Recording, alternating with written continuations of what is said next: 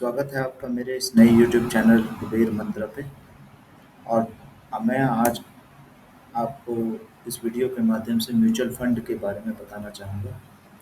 Personal finance हमारे इस video बनाने का मकसद है पर्सनल फाइनेंस के बारे में लोगों के साथ जानकारी साझा करने का। लोग जानकारी नहीं होने की वजह से अपने इन्वेस्टमेंट को सही दिशा नहीं दे पाते हैं, जिसकी वजह से उन्हें काफ़ी कम रिटर्न प्राप्त होता है और वो मार्केट के इन्फ्लेशन को बीट नहीं कर पाते हैं, जिसकी वजह से उन्हें लगता तो है कि उनका पैसा ग्रो हो रहा है, पर एक्चुअल में वो इन्फ्लेशन के कारण जो होता है घट रहा होता है। तो चलिए मैं बताता हूँ कि म्यूचुअल फंड इन्वेस्टमेंट जो है क्या है और आप इसमें कैसे आगे बढ़ सकते हैं। म्यूचुअल फंड बेसिकली जो होता है हम 3 कैटेगरीज़ में डिवाइड कर सकते हैं।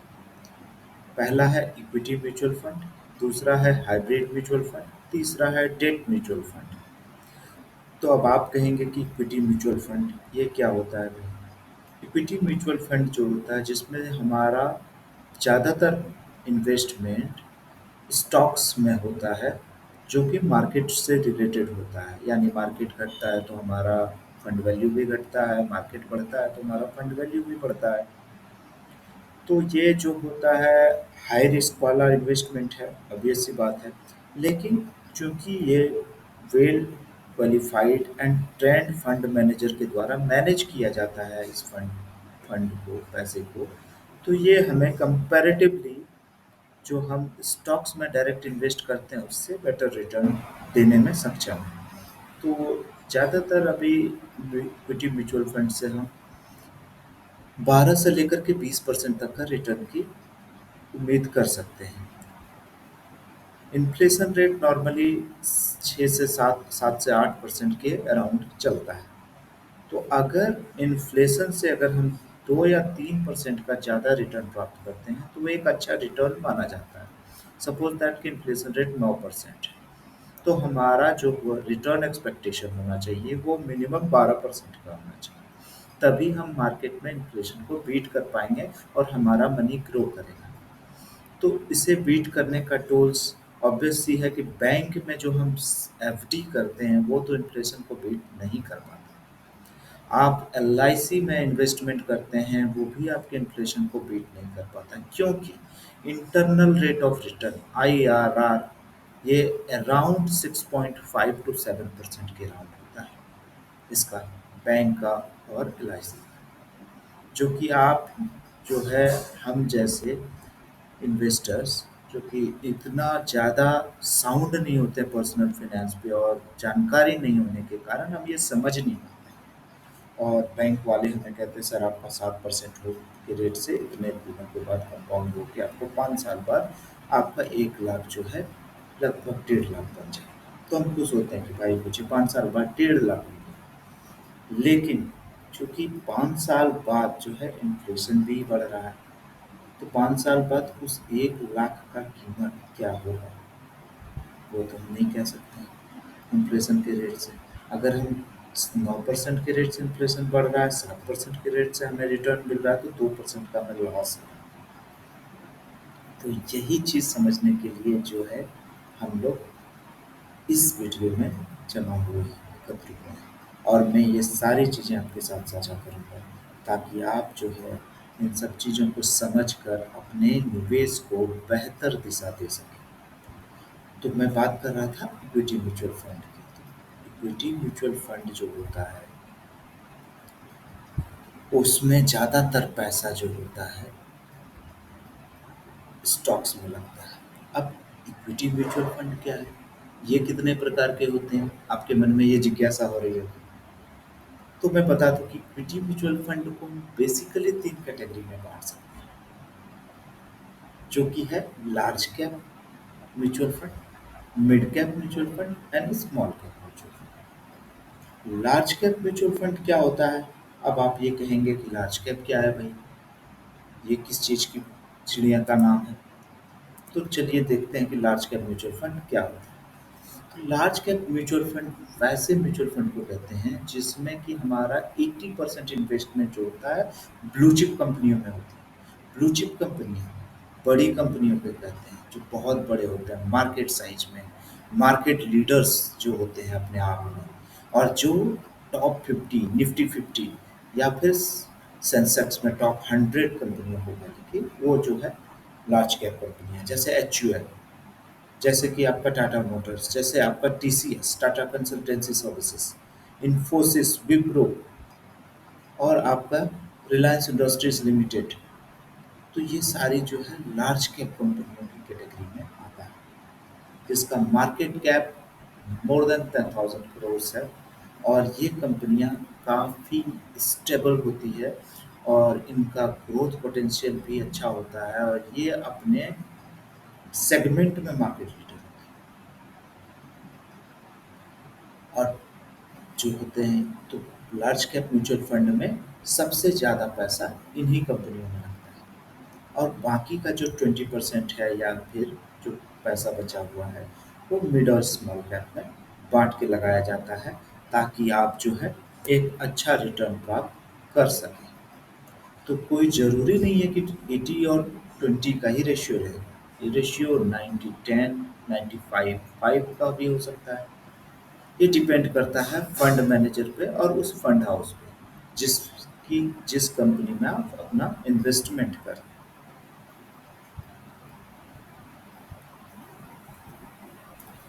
अब जैसे लार्ज कैप म्यूचुअल फंड के बारे में कुछ एग्जांपल लेते हैं कि मार्केट में कौन-कौन से top large cap mutual fund आज के डेट में अवेलेबल है, जिसमें आप इन्वेस्टमेंट कर सकते हैं। तो मैं आपके लिए कुछ सेलेक्टेड म्यूचुअल फंड की जानकारी लेके आया हूँ, जो कि 5 स्टार रेटेड है, यानी मोर देन 15% का इन्होंने रिटर्न दिया है लास्ट 5 ईयर्स में।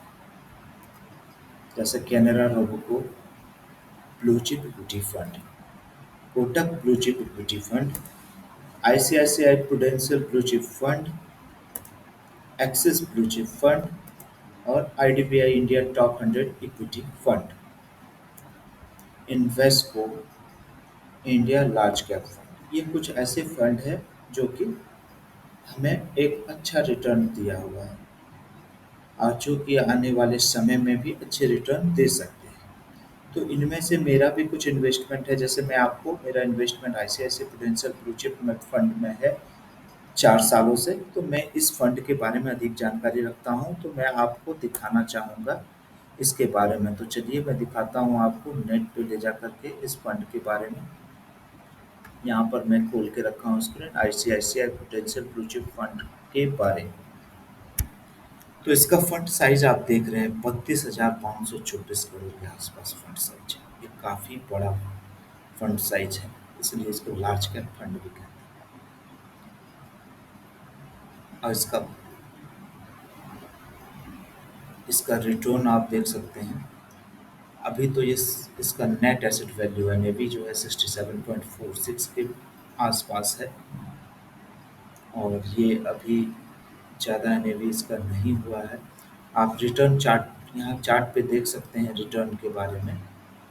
तो आप देख सकते हैं कि 1 ईयर रिटर्न हम लोग पहले लेते हैं। तो ये 1 ईयर रिटर्न है, किस प्रकार से इसने परफॉर्म किया है। 1 ईयर में दिस स्कीम ने 7.1% का रिटर्न दिया है, जबकि इसका बेंचमार्क जो है निफ्टी 100 को 5.73 का रिटर्न दिया परसेंट का। तो यहाँ पर आप देख सकते हैं इसने अपने बेंचमार्क को बीट किया हुआ है, जबकि इस कैटेगरी का एवरेज रिटर्न 2.74% है, जो कि काफ़ी कम है। तो इस कैटेगरी से हम कह सकते हैं कि ये फंड ने काफ़ी बेटर परफॉर्मेंस किया है, और आने वाले समय में भी ये करेगा। अब देख सकते हैं 2 साल का जब रिटर्न में खोलता हूँ, तो देखिए दोस्तों, इसने 27% का रिटर्न आपको ला के दिया है। और जबकि जो है निफ्टी 100 ने 27.14, जो कि काफ़ी करीब है दोनों एक दूसरे में, लेकिन कैटेगरी एवरेज 24% है, जो कि कैटेगरी को यहाँ 2 सालों में इसने बीट नहीं कर पाया है। कैटेगरी को बीट कर दिया है। और 5 सालों का जब हम रिटर्न का एनालिसिस करते हैं, तो 5 साल में आपको पता है 2017 में काफ़ी जो है वो काफ़ी जो है मार्केट में उथल-पुथल, 2020 में भी काफ़ी उथल-पुथल हुआ था मार्केट में। तो आप देख सकते हैं इसने अपने सारे कैटेगरी में अच्छा परफ़ॉर्म किया, अपनी कैटेगरी से बेटर परफ़ॉर्म किया है, यानी 12.33%। मैंने कहा था कि एक 12% का रिटर्न काफ़ी अच्छा रिटर्न माना जाता है। तो आप जो कर सकते हैं कि ये 12% आपको कंपाउंडेड रिटर्न है, जो कि आपको ना बैंक दे सकती है, ना कोई एलआईसी दे सकता है, ना कोई अदर आपको एसेट टूल्स दे सकता है। तो आइए जानते हैं कि इस फंड के बारे में। अगर मैं इसमें पैसा लगाया होता, अगर पीरियड फॉर इन्वेस्टमेंट देख सकते हैं यहाँ पर, अगर मैंने इस फंड में 10,000 इन्वेस्ट किया होता 1 साल के लिए, तो ये हमारा लेटेस्ट वैल्यू आज 10,831 रुपये 8% के क्लोज है। अगर यही मैंने 2 साल के लिए इन्वेस्ट किया होता तो 57% का इन्वेस्टमेंट, और ये मैंने 3 साल के लिए इन्वेस्ट किया होता तो फिर ये 67% का रिटर्न अभी तक हमें मिल चुका होता। ये एब्सोल्यूट रिटर्न है। अगर मैं जो है एनुअलाइज्ड रिटर्न कैलकुलेट करूँ तो ये एनुअलाइज घट के 18% आ जाए। तो 5 साल के लिए अगर यही पैसा मैं इन्वेस्ट किया होता तो लगभग 18,000 रुपये बन चुके होते, जो कि कोई भी आपको अदर इन्वेस्टमेंट नहीं दे सकता है रादर देन स्टॉक्स। तो आप ये समझ सकते हैं कि आप जो है, और ये 10 सालों का अगर हम चार्ट देखें तो 10 साल में ऑलमोस्ट ये 4 गुना रिटर्न दे रहा है, 40,000 रुपये का रिटर्न, जो कि कभी भी आप एक्सपेक्ट नहीं कर सकते कि बैंक से आपको रिटर्न एवरेज मिलेगा। और सिंस इंसेप्शन 14.5% का रिटर्न भी इसका, ऑलमोस्ट 14.30% का रिटर्न जब से ये फंड चालू हुआ है, 2008 में इंट्रोड्यूस हुआ है, तब से इसका रिटर्न काफ़ी अच्छा है।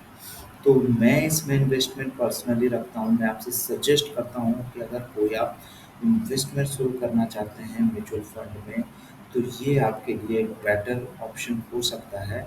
इसका नाम मैं फिर से आपको एक बता दूँ, इसका नाम है आपका ICICI Prudential blue chip fund. तो दोस्तों, आज के वीडियो में बस इतना ही। अगले वीडियो में हम जानेंगे स्मॉल कैप और मिड कैप फंड के बारे में, और उसके बाद आने वाले वीडियो में ये भी जानेंगे कि ये और कितने प्रकार में डिवाइड होते हैं। जैसे इसमें एक होता है कि आप रेगुलर कर रहे हैं या फिर जो है रेगुलर इन्वेस्टमेंट है या डायरेक्ट इन्वेस्टमेंट है, आप ग्रोथ, और ये फर्दर कैटेगराइज होता है ग्रोथ में आपका री इन्वेस्टेड जो होता है, कैपिटल री इन्वेस्टेड, या फिर डिविडेंड पे आउट। ये बहुत सारी कैटेगरीज है, सारी कैटेगरीज के बारे में एक एक करके जानेंगे। तब तक के लिए मैं आपको यहीं स्टॉप करता हूँ।